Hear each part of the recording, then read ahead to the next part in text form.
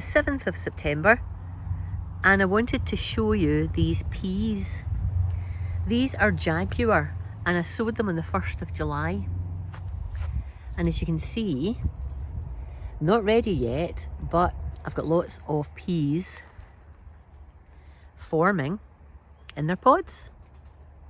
So I'm hoping that one's looking, no, a way to go.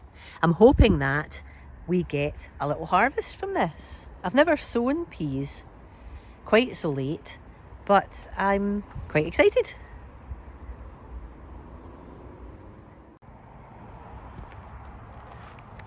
This big pot here, I think it's about 60 litre actually, I had a pile of sunflowers in and they've gone over now, and what I did on the 26th of August was I sowed some spinach. This is Mikado.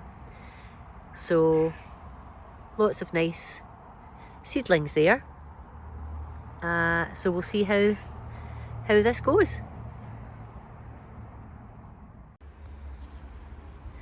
This is a dahlia called Lady Kate with very large blooms. The actual stems aren't very long, so I don't think it's one that I would necessarily want to cut and bring indoors, but they do look gorgeous.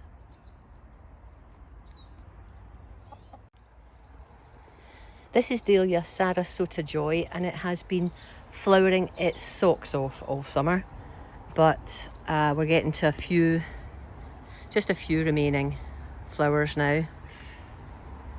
But yeah, it really was fantastic.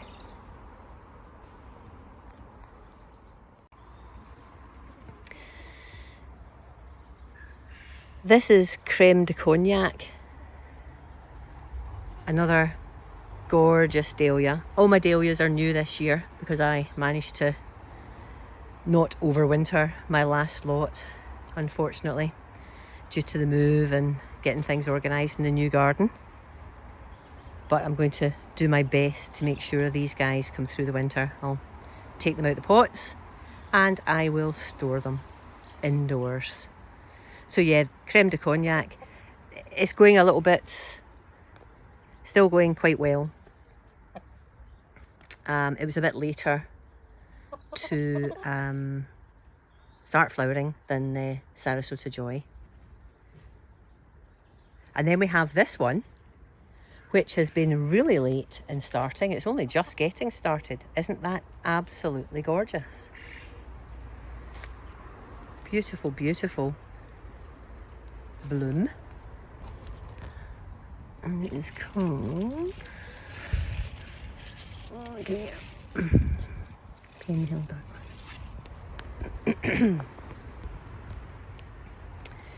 And this is called Penhill Dark Monarch.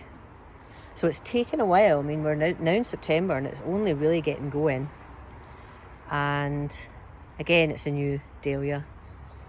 And you can see there's a few buds there. It's not going to give me loads of flowers this year. I'm sure it will in years to come. But doesn't that look gorgeous? Here we are at the Sweet Pea TP. And you can see that they're finishing now, and I'm now at the point where I'm just waiting on these seed pods to give me some lovely seeds that I'll save for next year. Can you see this? Spider's web. Is there a spider somewhere? I don't know. Isn't that lovely?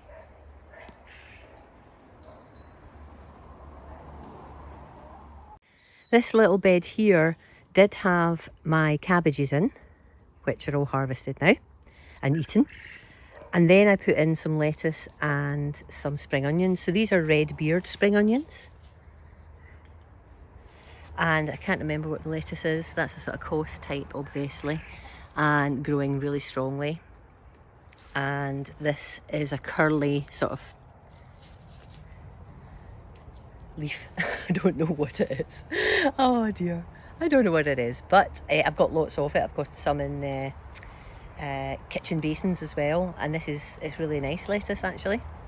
So yep, lettuce, I've still got lots on the go, lots of seedlings to bring on, and these bigger ones because I eat them of course, as do the chickens and the quail. And actually if we look round here, I've got a sort of barricade at the front of this bed, but you can see here, that's chicken damage, so the girls have come round the side and helped themselves to a lettuce buffet. But I don't mind.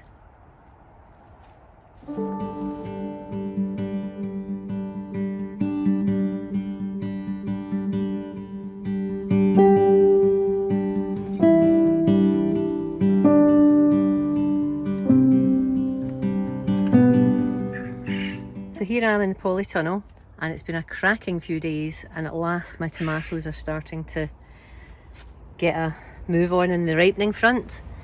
These are Noir de Creme, no, these are Burlesque hybrid tomatoes, and I'm going to harvest those, and there's another one in the back there,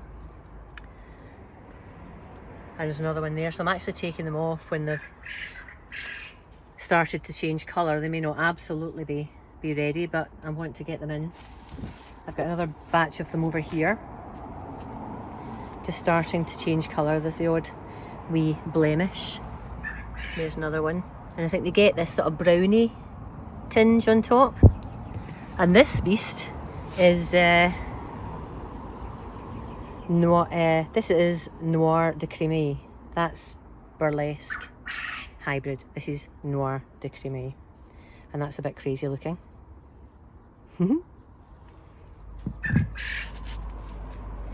These are banana legs. They're not very leggy.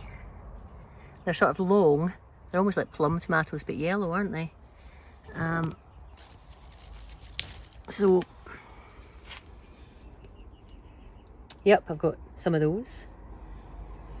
And the rest of the tomatoes, whoops, there's a trip up. The rest of the plants have just got some sun gold, but these, I've actually been getting quite a lot of sun gold, and they're delicious.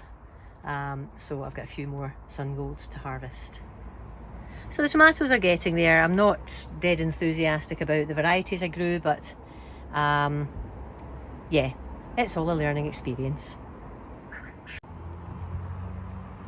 There we go, that's a nice little harvest this evening. Plenty more to go if we can just get them to start ripening. But yep, I'm pleased with that. Well, here we are, it's the 12th of September, and this is my last pot of potatoes to harvest. I've got a whole pile of my main crops in storage now, so I've got plenty of potatoes on the go.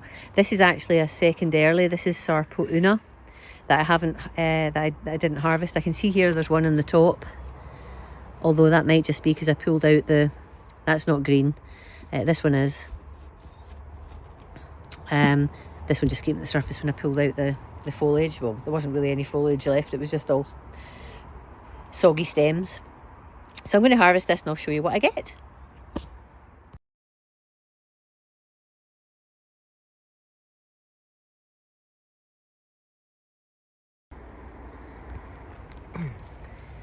So even though it's mid-September, I'm still getting lots of rhubarb. The rhubarb plant that was here before I moved in is looking really large and healthy, and still throwing a lot of rhubarb stalks out. So whether this will be my last one or not, I'm not sure, but I've got a nice harvest there, and I'm going to stew this and pop it in the freezer so that over the winter we can have some nice rhubarb crumble.